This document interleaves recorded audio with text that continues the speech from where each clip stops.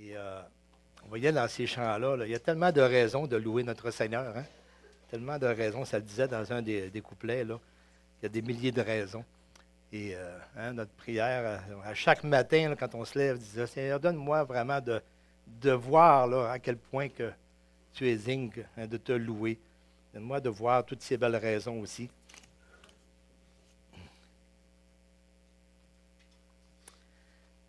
Et hier, c'était tellement plaisant pour ceux qui étaient là. Il y avait quand même une douzaine de l'Assemblée, mais c'était tellement plaisant.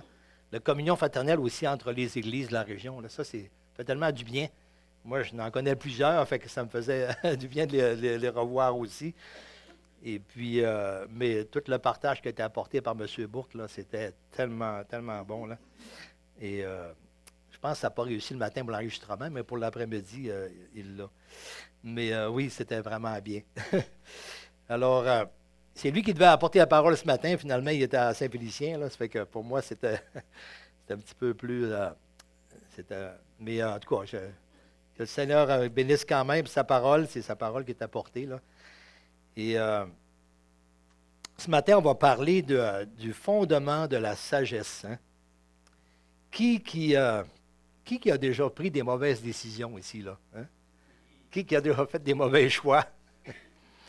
Alors, je pense qu'on en fait tous. Hein? Qui n'a jamais fait de mauvaises décisions ici? Là? Non?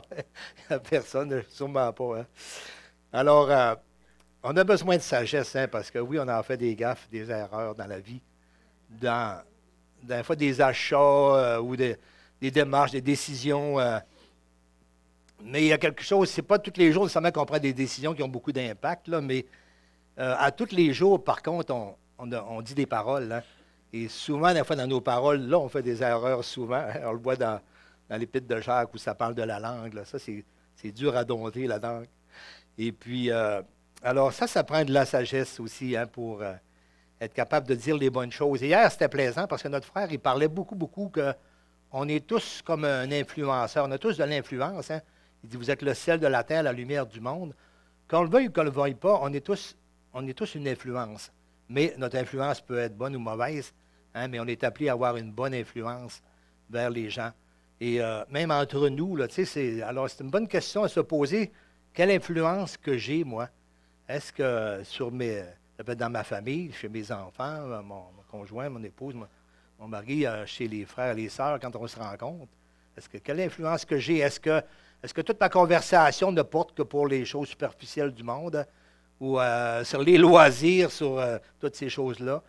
Ou est-ce que j'ai une parole de grâce hein, qui peut apporter, qui nous attire à s'élever vers le Seigneur, à lui rendre grâce, qui nous donne le goût de goûter encore plus au Seigneur, comment il est bon? Alors, c'est ça, on est appelé à avoir cette influence-là, chacun de nous. Alors, tout ça, alors on demande au Seigneur cette sagesse-là. Et puis, oui, on en fait des bêtises, souvent des manquements. Et puis, des fois, on tombe dans des pièges aussi par manque de sagesse. Cette semaine, là, il y avait une triste nouvelle, là, une femme qui s'est suicidée. Pourquoi elle s'est suicidée? C'est parce qu'elle s'est fait avoir sur Internet par un homme qui est tombé en amour sur Internet, sans même se rencontrer, mais c'est avec le Messenger vidéo maintenant, on peut se voir. Là. Il s'est développé un amour tellement fort qu'elle avait tout donné. Puis il l'a liquidé complètement. Là. Puis là, elle a réalisé après ça que tout ça, c'était un arnaque. Là. Mais c'est enlevé la vie. C'est pas drôle pareil hein, d'être rendu là. C'est des choses. Moi, je me souviens quand. Je me souviens pas si j'étais jeune marié ou je fréquentais mon épouse, là, mais j'étais allé avec mes beaux-frères à l'expo agricole à Chicoutimi, une grosse exposition, une grosse foire. Puis là, il y a plein de kiosques. Hein? Puis ces kiosques-là, ils sont faits pour te faire gagner de l'argent. Non, ils sont faits pour vider tes poches. Hein? Fait que là, j'arrive dans un kiosque, puis le monsieur, il dit, venez, vous allez gagner de l'argent, tout ça. Puis, fait que là, il dit, ça coûte $1, puis il nous donne des dards, puis là, il faut péter des ballons là, après. Là. Fait que là, à chaque ballon que tu pètes, il y a un point de cachet en arrière, là, tu sais. Mais, tu sais, je l'ai vu après ça que c'est tout arrangé, là. Mais finalement, fait que je tire le premier d'or, puis c'est marqué 75 points. Il dit, à 100 points, là, tu gagnes $100. Fait que ça coûte une pièce pour jouer. Là, j'ai dépensé une pièce. Je suis déjà rendu à 75. Hey, pourquoi je ne continuerais pas? Tu sais? C'est une pièce de. Peut-être qu'avec 5-6 piastres, tu vas gagner 100 piastres. Tu sais. Fait que là, je continue à jouer, je lance un autre d'or. Puis là, ben là, j'ai 5 points. Bon, OK, là, fait que j'étais rendu à 80. En tout cas, ça va quand même bien. Là, je lance un autre d'or, puis là, hop, là, ça va coûter 5 piastres pour jouer au lieu de une. Oh boy. Mais il me manque juste 20 pour avoir 100 piastres. Fait que là, je l'essaye encore, tu sais, puis là, hop, je compte 5 points. Fait que là, j'étais rendu à 85 ou 90, là. Mais croyez-le ou non, là, j'ai pas eu le 100 $. Je me suis rendu à 95 points, puis j'ai dépensé 100 $. J'ai tout vidé mon porte-monnaie de ce que j'avais. Ah, c'était épouvantable. Là, ma femme était vraiment fâchée après moi, là. Mais tu sais, le vendeur, il l'avait tellement pour t'entraîner, là. Tu sais, c'était incroyable. Mais, alors, on a besoin de sagesse, hein. Puis, tu sais, vous savez, on apprend souvent essai-erreur, hein. Ça fait partie de la vie, tu sais, veux pas. Il y a beaucoup de choses qu'on ne sait pas à l'avance puis qu'on va essayer. Mais c'est-tu l'idéal, ça, d'apprendre par essai-erreur? Hein, je vais l'essayer, puis je vais voir si ça marchait. Aujourd'hui, on voit ça même dans les couples. Hein, on va s'essayer, puis si ça ne marche pas, ben, on se séparera. Ce n'est pas vraiment hein, la bonne solution. Et puis, moi, chez moi, je me suis fabriqué un four à pizza artisanal, là. Et ça, c'est beaucoup essai-erreur, parce que là, apprendre à comment le chauffer, quelle température aller, à telle température, ça va-tu bien cuire ou pas. Puis là, j'ai gaspillé un peu de nourriture, mais on finissait par la manger pareil, mais c'était soit pas assez cuit ou trop cuit. Mais après ça, à force d'essayer, mais ça n'a pas trop d'impact, là. Mais quand on parle de former un couple, là, ou beaucoup de décisions dans notre vie, d'acheter une maison ou des grosses choses, ou de s'impliquer dans l'œuvre de Dieu, bien sûr, ben, ça demande aussi de la sagesse et de la réflexion. Et puis, dans Jacques, il dit, si quelqu'un manque de sagesse, hein, qu'est-ce qu'il fait? À qui il la demande? Il la demande à Dieu. Hein? À Dieu qui donne à qui? À tous simplement. Et sans reproche. Alors, tu sais, c'est accessible à tous, ça. À tout croyant, c'est accessible d'avoir plus de sagesse pour prendre de bonnes décisions, pour dire de bonnes paroles. Et alors, mais qu'il la demande avec foi. C'est ça que ça nous dit dans Jacques. Je n'ai pas donné le verset à notre frère, là, mais alors c'est ça.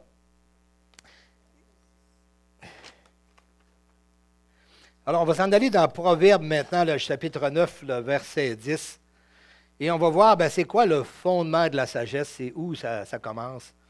Puis vous allez voir, ce matin, on n'est pas dans les actes, là, mais ça va se rejoindre quand même à la fin, là, parce que ce matin, c'est un peu particulier, ça a chamboulé un peu notre horaire. Et puis, on voit dans ce passage, hein, le commencement de la sagesse, c'est quoi? C'est la crainte de l'Éternel et la science des saints, bien c'est l'intelligence. Alors, ça peut paraître spécial, se dire, c'est quoi le lien entre la crainte de l'Éternel et le commencement de la sagesse? Alors, parce que, tu sais, on n'a pas tendance à s'arrêter sur ce passage-là, à le méditer, parce qu'on a comme une conception que la crainte égale peur. Alors, on comprend mal. Tant qu'on comprend mal c'est quoi la crainte de l'Éternel, je ne vois pas le lien là, avec la sagesse.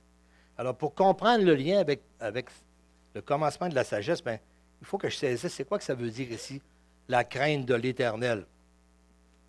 Et j'aime bien, dans une méditation de Charles Stanley, il apportait une explication un peu, j'avais vraiment aimé ça. Il dit, nous devons d'abord saisir, bien sûr, c'est ça, comment la crainte de Dieu peut-elle nous rendre sages? Eh bien, nous devons d'abord saisir la signification de la crainte de l'Éternel. Il s'agit d'une révérence sans borne. Tu sais, j'élève le Seigneur, puis tu sais, je l'aime, ça n'a pas de limite, là, sans borne pour Dieu, qui me motive à le reconnaître comme le souverain de l'univers. Tu sais, cette révérence-là, Seigneur, là, je le sais, Seigneur, que tu es au-dessus de toutes choses. Hein? C'est ça, je le reconnais comme le souverain, celui qui dirige tout, qui est au-dessus de tout. Il contrôle tout, qui a tout créé. Pas seulement qu'il est le créateur, mais sa création, il s'en occupe aussi. Tu sais, des fois, on dit, la parole de Dieu nous dit, le monde entier est sous la puissance du malin, mais ce n'est pas dans le sens de la création sous la puissance du malin. C'est Dieu qui a l'autorité sur toute sa création, même sur le malin. Mais c'est le monde dans son péché, dans son état de péché, sans venir à Dieu, comme sous la puissance du malin, hein, et sous sa domination, comme esclave. Mais je veux dire, c'est quand même, c'est Dieu qui est souverain, là. Et sur tout le monde, il a des desseins, tout ça, des plans. Alors, c'est cette attitude-là de le vénérer, là, sans limite, qui me pousse à le reconnaître, sa souveraineté, puis à me soumettre à sa volonté. Tu sais, ça dit, Seigneur, je comprends tellement que tu es souverain, là, que moi, je veux faire ta volonté. Montre-moi qu'est-ce que tu veux, qu'est-ce que tu attends de moi. C'est ça que je veux faire, Seigneur. Je veux t'obéir. Montre-moi. On le chante dans un chant, hein, montre-moi tes plans, puis je te suivrai. Je pense d'ailleurs que c'est le dernier chant tout à l'heure, là. Alors, un tel comportement, ben, ça nous permet d'acquérir la sagesse. C'est ça qui est le commencement. Il faut que je reconnaisse la souveraineté de Dieu. Et hier, notre frère Louis a cité un passage. Hey, j'ai remarqué quelque chose, je n'avais pas vraiment arrêté avant. C'est un verset qu'on lit très, très souvent dans Marc chapitre 12. Et on va le regarder. C'est intéressant, là, vraiment, là, ce que... Marc chapitre 12, à partir du verset 28, et c'est cette occasion-là où des docteurs de la loi et des scribes des pharisiens essayaient de piéger Jésus par toutes sortes de questions. Et puis ici, au verset 28, ça nous dit, dans Marc 12, 28, un des scribes, les scribes, ben, c'était les docteurs de la loi, hein, c'est eux qui l'écrivaient, ils étaient les spécialistes de la loi. Puis si tu avais une question à poser sur la loi, sur l'Ancien Testament, ce qu'il y avait à l'époque, eh bien, les scribes, c'était, tu ne peux pas avoir mieux placé qu'eux là, pour connaître vraiment la loi. Alors, un des scribes qui avait entendu discuter, sachant que Jésus avait bien répondu aux Sadducéens, et s'approcha de lui en demandant, mais quel est le premier de tous les commandements? Écoutez bien, parce que je vais vous poser une question après, OK? Quel est le premier de tous les commandements? Et Jésus répondit, voici le premier. Écoute Israël, le Seigneur notre Dieu est l'unique Seigneur. Et tu aimeras le Seigneur ton Dieu de tout ton cœur, de toute ton âme, de toute ta pensée et de toute ta force. Et voici le second, tu aimeras ton prochain comme toi-même. Il n'y a pas d'autre commandement plus grand que ceux-là. Et on lira tout à l'heure la réponse, là, mais la question que je vous pose ici, là, c'est quoi le commencement ici? Hein? C'est quoi le commencement ici de la sagesse? C'est quoi le commencement, on pourrait dire, c'est quoi qui est le fondement ici dans ce passage-là que Jésus apporte dans sa réponse?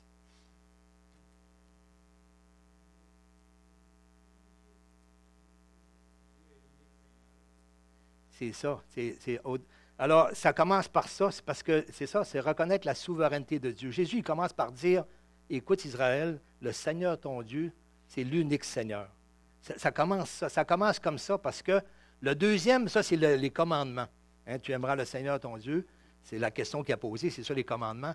Mais avant que Jésus apporte le commandement, il dit, il faut que tu commences par croire que Dieu, c'est ton unique Seigneur. Parce que quel homme pourrait dire sur la terre, tu m'aimeras de tout ton cœur, de toutes tes forces, de toutes tes pensées. Et tout cela, tu sais, ça n'aurait pas de sens. C'est de l'idolâtrie. Et ça serait, ça dit, maudit soit l'homme qui se confie en l'homme. On voit ça dans les idoles, hein, les gens qui ont idole quelqu'un. Ça peut être un chef religieux, comme ça peut être une vedette, des influenceurs, tout cela. Puis qu'ils sont en adoration, ils vont tout faire ce qu'ils font. Mais ça, ben, c'est un piège. Hein. Ça dit, maudit soit l'homme qui se confie en l'homme, qui prend la chair pour son appui, parce que c'est vraiment sa perte, là. Mais alors, Jésus, pourquoi que Dieu est capable de dire, tu m'aimeras de tout ton cœur? Ben, c'est parce qu'il est l'unique Seigneur. Il y a juste l'unique Seigneur qui peut dire ça. C'est le Créateur, puis en même temps, le Seigneur, ça veut dire que c'est lui qui dirige, ça lui appartient. Tout ce qu'il a créé, c'est son royaume, c'est à lui.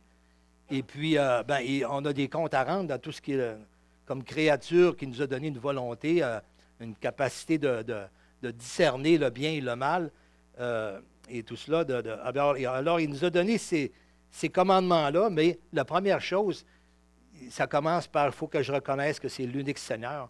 Si Dieu n'est pas mon Seigneur, ces commandements, est-ce que j'en ai de l'intérêt à ce moment-là?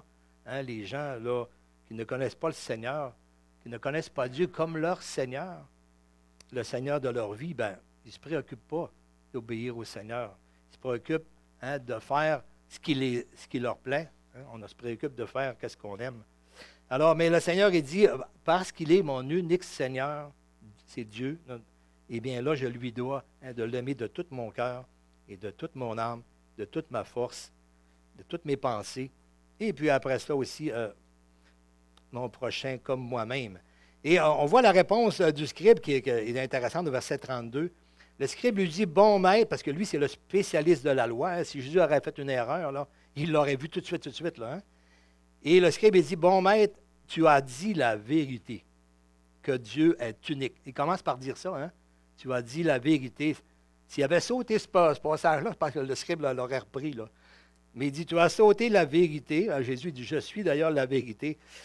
Mais que Dieu est unique et qu'il n'y a point d'autre que lui. Hein? Il commence par mettre l'accent là-dessus, mais il a raison. Hein? Puis on voit Jésus qui va dire au verset 34, Jésus, voyant qu'il avait bien répondu, avec intelligence, il lui dit, tu n'es pas loin du royaume des cieux, du royaume de Dieu. C'est intéressant parce qu'il ne pouvait pas être plus proche que ça. Il manquait quelque chose. Il manquait de croire, hein, que lui-même aussi est pécheur par rapport à la loi, est perdu, qu'il a besoin d'un sauveur, puis de reconnaître, hein, que Jésus, c'est le Messie, c'est celui qui est envoyé. Il ne pouvait pas être plus proche que ça, il était à côté de lui. Il répondait au Seigneur directement. Mais il manquait de croire ce qu'il dit puis ce qu'il est, hein, Jésus. Alors, mais il venait plus pour le piéger avec les pharisiens, les sadducéens. Mais il y en a quelques-uns qui ont cru plus tard aussi quand même. Mais on voit, hein, Jésus, il dit, mais tu as bien répondu avec intelligence. Hein, c'est la sagesse, ben, c'est de répondre ce que Dieu dit. C'est ça la sagesse. Il a répondu avec sagesse, avec intelligence. Il a dit ce que dit la parole. Mais maintenant, est-ce que tu l'accomplis? Est-ce que tu le fais? Est-ce que ça change de quoi dans ta vie? Est-ce que vraiment tu veux? Alors, on peut connaître la parole, puis on peut être d'accord que Dieu a tout créé, mais on peut être à côté du royaume quand même, hein, à côté du Seigneur, si on ne vient pas à lui le reconnaître comme notre Sauveur et Seigneur. Alors, j'ai trouvé ça vraiment intéressant de m'arrêter là-dessus, parce que nous autres, on s'arrête beaucoup sur le commandement.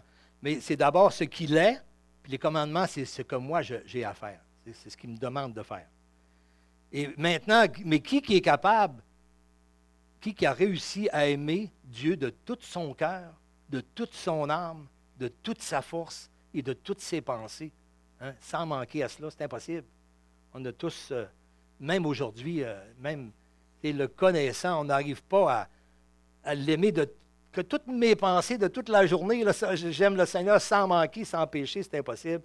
Que je l'aime de toute ma force, de toutes mes décisions, de tous mes choix, de tout ce que je fais, de tout mon temps que j'utilise. Est-ce que vraiment j'aime Dieu à travers tout ça sans manquer? C'est impossible. Alors, est-ce que j'aime mon prochain autant que moi-même? Hein, qui est capable de dire ça, là, que je ne manque jamais à ce commandement-là? Alors, bien, c'est ça. Ces commandements-là sont faits pour voir notre besoin de la grâce de Dieu. Se reconnaître qu'on est pécheur, puis se reconnaître, c'est fait pour nous attirer, hein, pour nous montrer vraiment qu'on a besoin de son pardon. Okay. On a besoin de sa grâce. On a besoin de son pardon, puis on a besoin d'un sauveur, hein, pour avoir son pardon. Alors ça, c'est pour nous conduire à Jésus. Tout cela, c'est... Alors, c'est là que sont les commandements. Ils sont faits pour cela, pour nous conduire à Christ, pour nous conduire à la repentance, par la foi et par la repentance.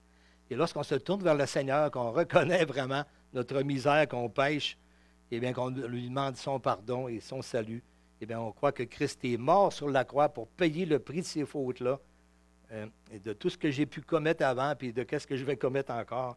Et bien si je m'abandonne à lui pour croire cela, eh bien oui, c'est ça, je reçois cette nouvelle naissance, je reçois son esprit. Et on voit dans 2 Timothée 1,7, ça nous dit que, hein, l'esprit qu'on a reçu, ce n'est pas un esprit de timidité, mais c'est un esprit de force, d'amour et de sagesse.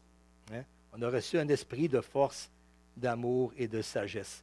Alors l'esprit, il nous vient en aide, hein, il nous donne cette capacité d'être capable de discerner ce que Dieu aime, ce qu'il veut, mais de nous aider vraiment à aller dans cette obéissance-là pour servir le Seigneur dans ce qu'il demande. On va regarder là, dans Éphésiens chapitre 3, les versets 14 à 21. On voit un peu la prière de Paul, mais un petit peu avant qu'il apporte sa prière. Éphésiens 3, à partir du verset... On va lire les versets 8 et 9 premièrement. Il dit, « À moi qui suis le moindre de tous les saints, cette grâce a été accordée d'annoncer aux païens les richesses incompréhensibles de Christ et de mettre en lumière quelle est la dispensation du mystère caché de tout temps que Dieu, qui a créé toutes choses, » verset 10, afin que les dominations et les autorités dans les lieux célestes connaissent aujourd'hui par l'Église la sagesse infiniment variée de Dieu. C'est pour ça qu'on on a été choisis pour porter un fruit, là, pour manifester la sagesse infiniment grande de Dieu. C'est à travers l'Église, à travers les croyants, que le Seigneur veut la manifester, puis que tous les anges, les autorités, les dominations voient ça. Et verset 11, selon le dessein éternel qu'il a mis à exécution par Jésus-Christ notre Seigneur, en qui nous avons, par la foi en lui, la liberté de nous approcher de Dieu avec confiance. Alors ici, on rejoint vraiment, là aussi, dans le livre des Actes, c'est ce que les apôtres ont apporté. Hein? Et tout ça, c'est maintenant sur Jésus-Christ, parce que maintenant, c'est lui, ça a toujours été le Seigneur, mais là, il est vraiment le Seigneur.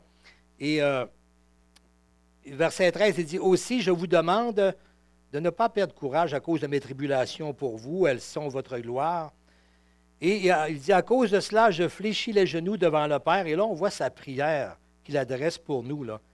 Il dit, « Duquel tire son nom toute famille dans les cieux et sur la terre, afin qu'il vous donne, selon la richesse de sa gloire, d'être puissamment fortifié par son esprit dans l'homme intérieur. » Alors, on voit, c'est son esprit qui nous fortifie. C'est comme l'homme spirituel en nous.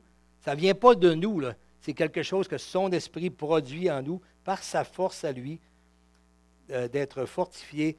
Et puis, en sorte, verset 17, de sorte que Christ habite dans vos cœurs par la foi, afin qu'étant enraciné et fondé dans l'amour, vous puissiez comprendre avec tous les saints quelle est la largeur, la longueur, la profondeur, la hauteur, et connaître l'amour de Christ qui surpasse toute connaissance, en sorte que vous soyez remplis jusqu'à toute la plénitude de Dieu.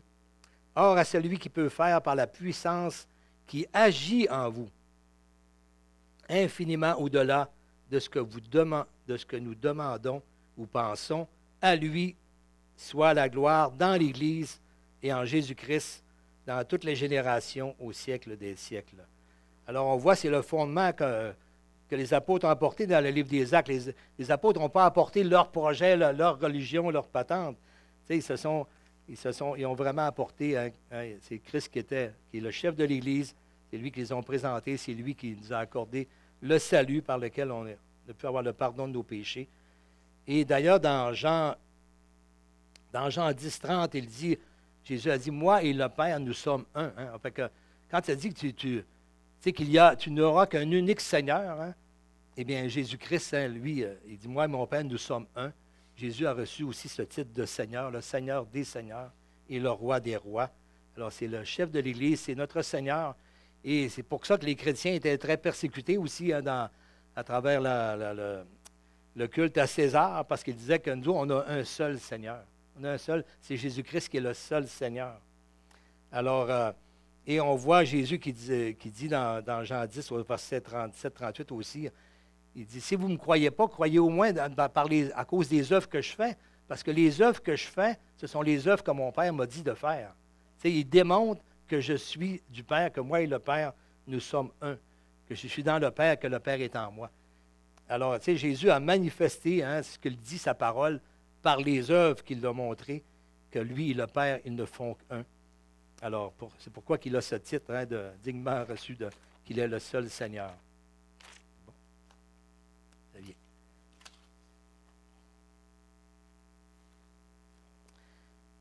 La prière de Paul aussi dans Philippiens 1, que j'aime tellement aussi. Philippiens 1, les versets 9, 10, 11. Il dit, ce que je demande dans mes prières, c'est que votre amour augmente de plus en plus en connaissance et en pleine intelligence, en pleine compréhension, pour le discernement des choses les meilleures, afin que vous soyez purs et irréprochables pour le jour de Christ, remplis du fruit de justice qui est par Jésus-Christ et à la gloire et à la louange de Dieu. Alors, on voit encore cette unité entre Christ et Dieu, et puis ce discernement, cette sagesse de discerner les choses les meilleures. Est-ce que c'est ça qu'on a le goût de faire, de faire les choses qui sont les meilleures, et non pas de toujours tomber dans des pièges de faire des choses ou toujours regretter des paroles qu'on a dites ou des actions qu'on a faites ou des décisions qu'on a faites. Ah, j'ai encore mal agi tout le temps. Mais ça va arriver tout le temps, ça va arriver encore là, jusqu'au retour du Seigneur. Mais c'est le Seigneur, par sa grâce, il va nous aider, il va nous amener à lui et être capable de confesser vraiment si on a manqué, si on a péché. Mais il vient au secours de notre faiblesse, le Seigneur, dans toutes les situations.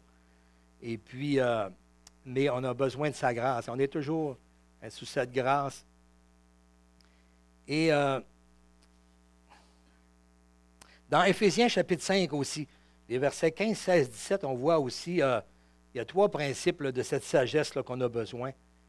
Dans Éphésiens 5, les versets 15, 16, 17, ça dit, prenez donc garde de vous conduire avec circonspection. Ça veut dire avec retenue, avec des limites, avec vigilance de veiller, et non comme des insensés, mais comme des sages. Un sage, ça réfléchit avant, ça pense, ça étudie, ça regarde, mais c'est pas emporté à tout vent de doctrine, tout ça. Il arrive quelque chose, puis on part. Alors, ça dit le deuxième, ça c'est le premier point, on va y revenir. Rachetez le temps car les jours sont mauvais. Et le troisième point, c'est pourquoi ne soyez pas inconsidérés, mais comprenez quelle est la volonté du Seigneur. C'est ça qui c'est important parce qu'on a été créés pour des œuvres qu'il a préparées d'avance afin qu'on les pratique. Alors, c'est ça. On est préparé pour ça. C'est ça la bénédiction, c'est d'être capable de faire, Seigneur, qu'est-ce que tu as préparé pour moi? Qu'est-ce que tu veux pour moi, même aujourd'hui? Qu'est-ce que tu veux pour moi? Dans cette situation-là que je vis, je n'ai pas une relation compliquée peut-être.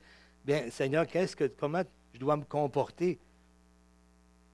Alors, je reviens un petit peu sur la méditation de Charles Stanley, que j'ai bien aimé par rapport à ce passage-là qu'on vient de lire. Il dit, lorsque Paul nous exhorte à marcher avec sagesse, eh bien, il nous donne 3 conseils susceptibles de nous aider à faire des bons choix. D'abord, il dit, prenez donc garde afin de vous conduire avec circonspection.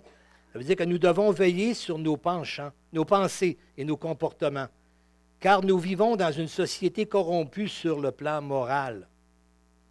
C'est ça qui est le grand danger, là. C'est là-dessus qu'il faut vraiment veiller, sur notre cœur. Et puis, à moins d'être sur nos gardes, nous céderons à nos impulsions et nous subirons les influences culturelles. Ça, les influences culturelles, il y en a partout, partout. Et puis, c'est difficile, même pour les chrétiens, l'Église, les chrétiens, on est souvent là, influencés par la culture. J'ai une de mes amies qui me racontait qu'elle a épousé, c'est une Québécoise, elle a épousé un Haïtien il y a plusieurs années, là. Mais peu importe, je dis Haïtien, mais ça peut être dans n'importe quel pays aussi ailleurs, là. Parce qu'on a chacun notre culture, mais après avant de l'épouser, elle lui a dit, moi, je ne pourrai pas te donner d'enfant parce que je suis stérile. Il y a eu des problèmes dans l'enfance, puis qu'il l'a rendu stérile. Elle dit, je ne pourrai pas te donner d'enfant. Et finalement, il l'a épousé quand même, puis c'est pas grave. Puis tu sais, quand tu es en amour, là, tu regardes juste le moment présent, on goûte au moment présent, puis c'est le fun. Mais là, plus tard, il a commencé à penser à ça. Mais dans sa culture, à lui, ne pas avoir d'enfant, de prospérer, c'était comme tellement dur, là. Il lui a demandé, il dit, j'aimerais ça que tu me libères de mon engagement avec toi, parce que je voudrais aller vers une femme qui peut me donner des enfants. Parce que pour moi, de ne pas avoir d'enfants, tu sais, c'est un chrétien, il se disait chrétien. Il allait à l'église, il était engagé dans son église, mais pour lui, sa culture là, d'avoir des enfants, ça passait au-dessus de son engagement, dans le fond, envers Dieu par rapport au mariage. Dieu nous demande d'être fidèle. Alors, ce n'était pas une raison que de ne pas avoir d'enfant, de rompre son mariage. Là. Alors ça lui a fait beaucoup de peine. Elle a dit, écoute, moi, je ne peux pas le retenir. Il veut aller vers d'autres femmes pour avoir des enfants. Et finalement, ça a fini par un divorce. Mais tu sais, c'est triste. Mais nous aussi, dans chaque culture, mais nous aussi au Québec, là, tu sais, au niveau des fréquentations, la culture qu'on a aujourd'hui, là, au niveau des fréquentations, au niveau de tout l'aspect sexuel aussi, il y a toute une influence qui est forte, une pression là, chez les personnes, chez les jeunesses, hein, les adolescents, puis les adultes aussi. Alors, tout cet aspect d'une fréquentation saine avant le mariage, aujourd'hui, là, dans notre culture, c'est vu comme, c'est ridicule, tout ça, les gens qui ne connaissent pas Dieu, mais même les chrétiens, il y a des chrétiens que c'est difficile, là, le combat, là, la culture, toute la pression du monde qui est autour de toi, ben non, pourquoi tu ne fais pas ça, fais donc ça, puis tout ça, comme ça. Puis notre impulsion aussi, hein, physique ou sexuelle, là, nos hormones, tout cela, là, c'est d'être capable de dire, oh Seigneur, là, je me tourne vers toi, Seigneur, moi, c'est ta volonté que je veux faire avant. Là. Tu sais, je veux être le sel et la lumière comme tu m'as appelé. Alors, c'est quoi mon premier désir? Est-ce que je reconnaisse que le Seigneur, c'est l'unique Seigneur de ma vie? Si je reconnais que le Seigneur est l'unique Seigneur de ma vie, bien, ça va me motiver à dire, bon Seigneur, conduis-moi dans ta volonté. Mais si je ne reconnais pas que c'est l'unique Seigneur de ma vie, je me tourne vers lui juste pour recevoir. Tu sais, souvent, dans nos prières, là, on est beaucoup plus axé sur nos problèmes, puis la réponse qu'on veut, puis nos soucis, qu'on est axé vraiment sur plaire à Dieu comme étant le Seigneur de ma vie. C'est quoi sa volonté à lui? Alors, si on ne reconnaît pas ça, on ne résistera pas à la vague là, de toutes les affaires culturelles. Alors, ça, c'était le premier point. Un deuxième point qui nous montre ensuite là-dedans, il dit ensuite au verset 16, l'apôtre Paul nous appelle à racheter le temps. Hein, le Seigneur rend à chacun, il nous remet 24 heures à chacun, et à chaque jour, il nous donne des occasions de participer à son plan. C'est ça qu'il veut. Hein. Il dit, je vous ai choisi, puis je vous ai placé afin que vous portiez du fruit, que votre fruit demeure, puis que le Père soit glorifié, puis que les gens du monde, bien, en voyant vos bonnes œuvres, hein, ils glorifient Dieu le jour où il va les visiter dans leur cœur. Comment Dieu va-t-il toucher quelqu'un dans son cœur si j'ai un mauvais témoignage, puis que je parle de Dieu avec un mauvais témoignage? Ben, alors ça, c'est important.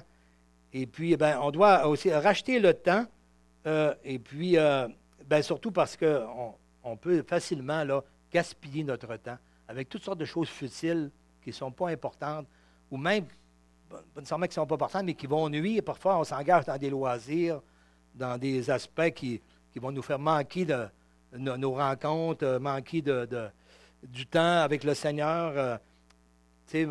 Alors, ça, de racheter le temps, on peut être tellement laudé de projets, puis d'idées, puis de choses, qu'on passe à côté de notre communion avec le Seigneur. Puis là, ben là, on ne reçoit pas aussi cette sagesse-là. La troisième exhortation que Paul trouve ici au verset 17, il dit de comprendre quelle est la volonté de Dieu.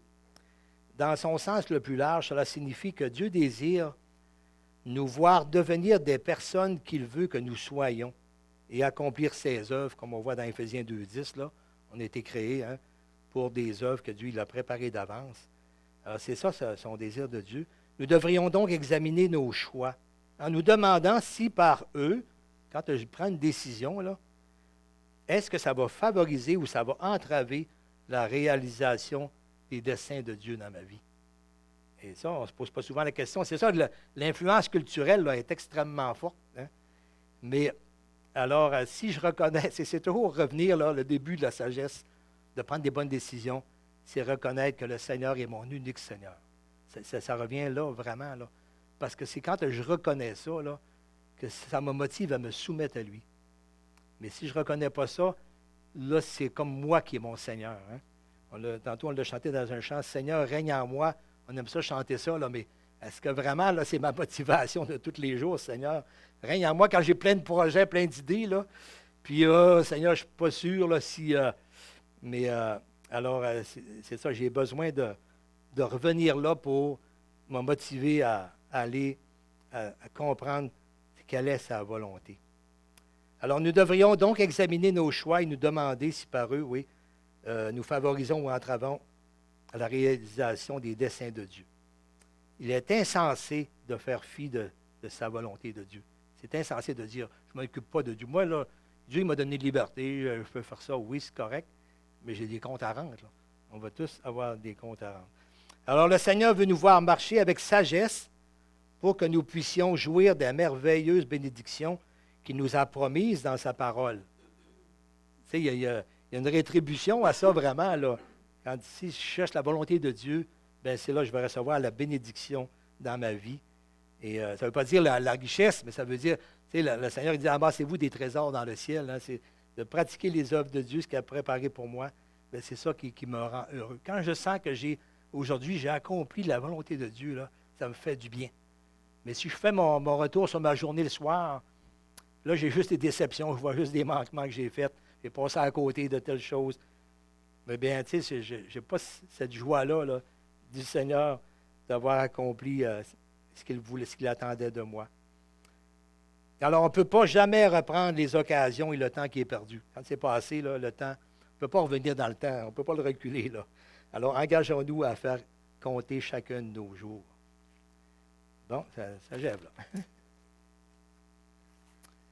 Dans le psaume 37, et c'est un verset, ça, qu'on connaît tous par cœur, là, mais c'est un verset qui est extrêmement mal utilisé par contre. Psaume 37, le verset 1, ça dit, tu sais, ne tirez pas contre les méchants, n'envie pas ceux qui font le mal. Parce que dans tout le psaume 37, souvent, David, il va parler beaucoup des méchants. Il est entouré de personnes là, qui en veulent à sa vie, qui le méprisent. Et autour de lui, là, il n'y a pas beaucoup de personnes là, vraiment qui cherchent la volonté de Dieu. Et puis, personne, puis même dans sa famille, même son père et sa mère, ses frères, ils sont contre lui, là, David. Là, et puis, il voit plein de méchanceté partout. Mais lui, son cœur, il est vraiment à servir le Seigneur. Là.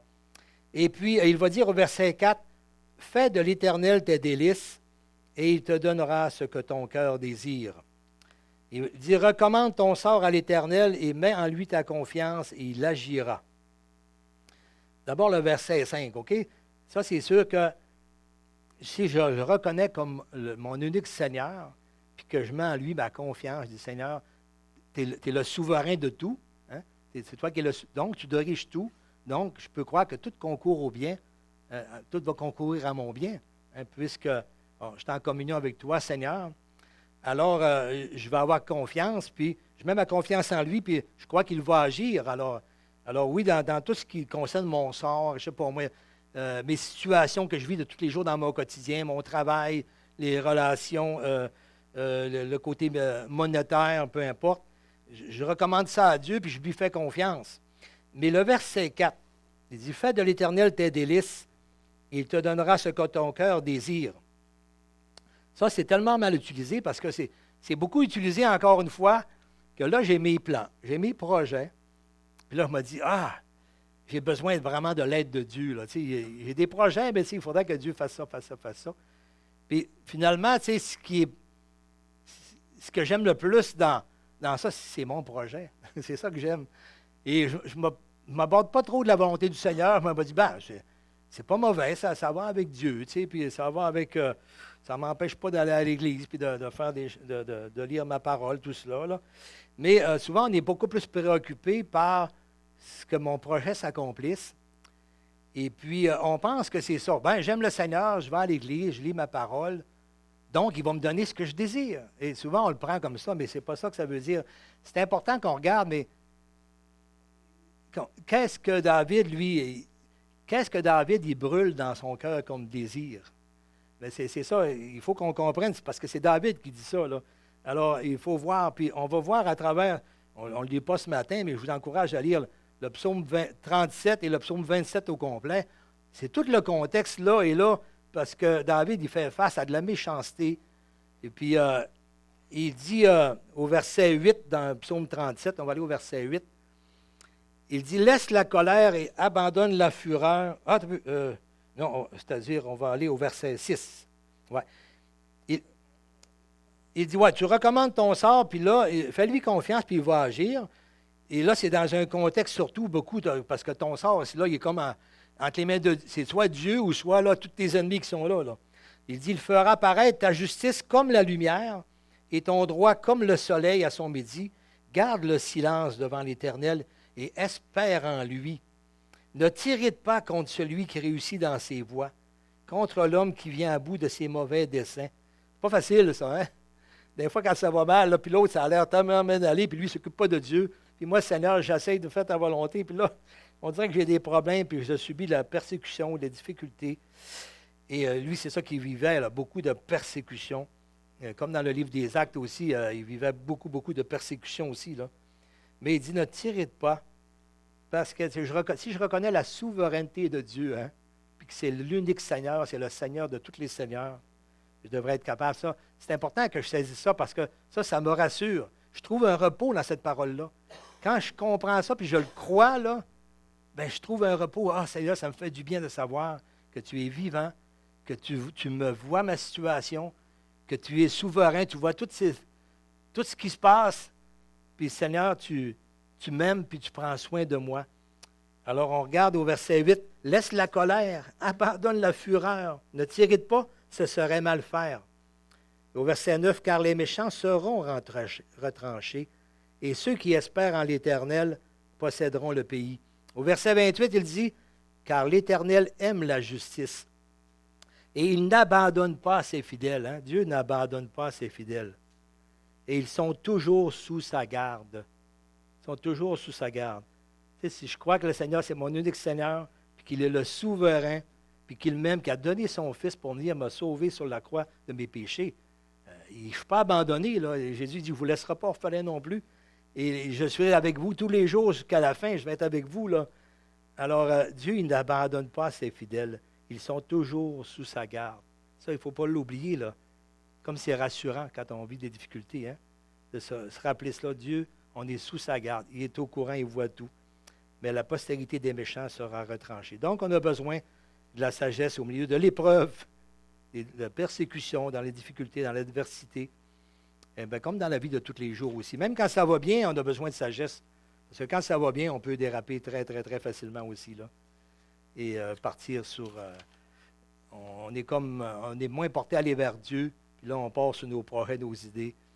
Alors, mais je voulais en revenir sur le verset 4, quand il dit, là, il te donnera ce que ton cœur désire. Mais c'est quoi que désire David? Et on voit au verset, on va lire le chapitre 27, les versets 1 à 4. Okay? Chapitre 27, les versets 1 à 4. Alors David, il dit, « L'Éternel est ma lumière et mon salut. » Alors ça, lui, on voit qu'il le proclame. Lui, c'est fait, c'est décidé, je le sais, il est souverain. C'est mon Seigneur, c'est mon unique Dieu. Et c'est ma lumière, c'est mon salut. Mon salut, il est là. Je ne compte pas sur les autres, là. Je compte sur lui. De qui aurais-je crainte?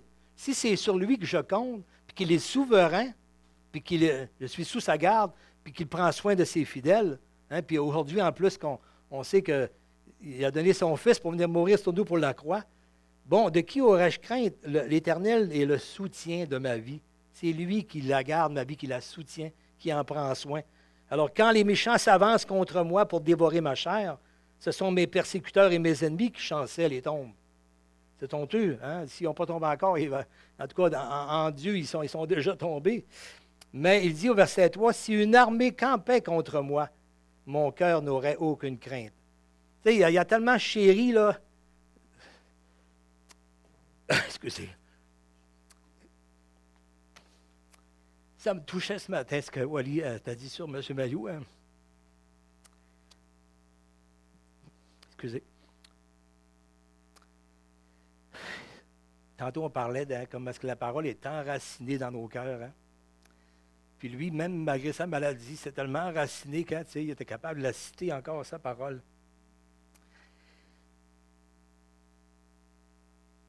Mais David, lui, s'est tellement enraciné dans son cœur, là. M. Maillot a comme perdu la mémoire. Mais David, lui, il est bien conscient dans sa mémoire, là. Dans sa mémoire, c'est là. Hein? Dieu, c'est mon unique Seigneur, il est souverain. Il est capable de dire cela, là. Si une guerre s'élevait contre moi, je serais malgré cela plein de confiance. Et regardez ce qu'il désire. Je demande une chose à l'Éternel que je désire ardemment, je voudrais habiter toute ma vie dans la maison de l'Éternel, pour contempler la magnificence de l'Éternel et pour admirer son temple. Alors ici, c'est le symbole de la communion avec Dieu. Là. Jésus a dit, ma maison sera appelée une maison de prière pour les nations. Le temple, ça signifie l'endroit où je rencontre le Seigneur. Et nous, maintenant, hein, on est le temple du Saint-Esprit parce qu'il a mis son esprit en nous. Et on est capable, on a un accès direct auprès de Dieu en tout temps. Là. On n'a pas besoin d'aller dans un bâtiment sacré ou consacré. Mais on est déjà là. On l'est sanctifié par le sang de Christ. Alors, on voit ce que désire ardemment David. Il désire avoir cette communion-là avec Dieu. Il désire contempler sa magnificence. C'est ça qu'il désire. Quand il dit « il te donnera ce que ton cœur désire », ce n'est pas qu'il va te donner la richesse, l'argent, toutes ces choses-là. Il l'a dit, Jésus, que votre Père céleste, il sait de quoi vous avez besoin. Ce n'est pas ça que tu dois chercher. Ça, c'est les païens qui s'inquiètent de ça. Mais tu les déposes auprès du Seigneur dans le secret, dans ta prière, c'est correct. Tu lui fais confiance, tu lui remets ton sort, tu lui fais confiance, puis il va agir. Mais on voit le désir ici de David, hein, c'est cette communion avec Dieu, de contempler Dieu, de contempler Dieu. Par d'autres endroits, j'ai hâte de me rassembler aussi dans l'assemblée, de louer Dieu dans son assemblée, parce que là, il était comme en fuite, il était seul. Mais tu sais, est-ce qu'on a ce désir-là de se rassembler ensemble, puis est-ce qu'on goûte vraiment à l'adoration quand on le loue, comme ce matin?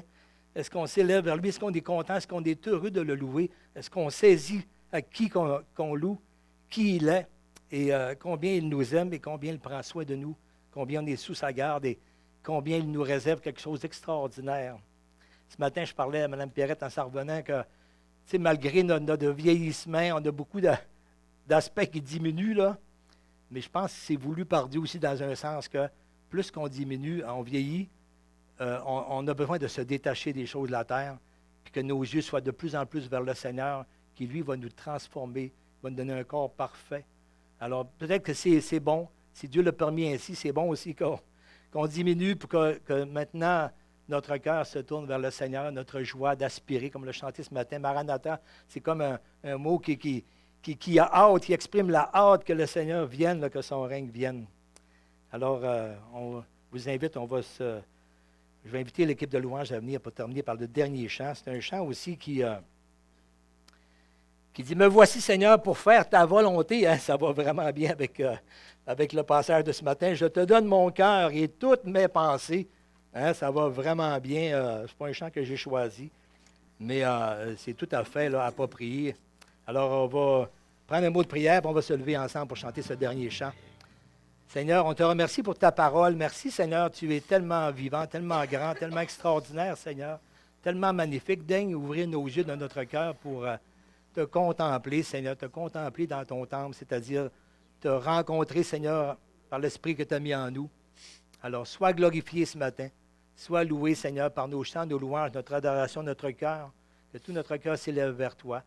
Et, Seigneur, donne-nous cette sagesse, Seigneur, de prendre de bonnes décisions, de faire de bons choix qui te glorifient, Seigneur, de te faire passer en premier, de se rappeler à quel point tu es notre Seigneur et que ta volonté, c'est ce qu'il y a de meilleur pour nous. Au nom de Jésus. Amen.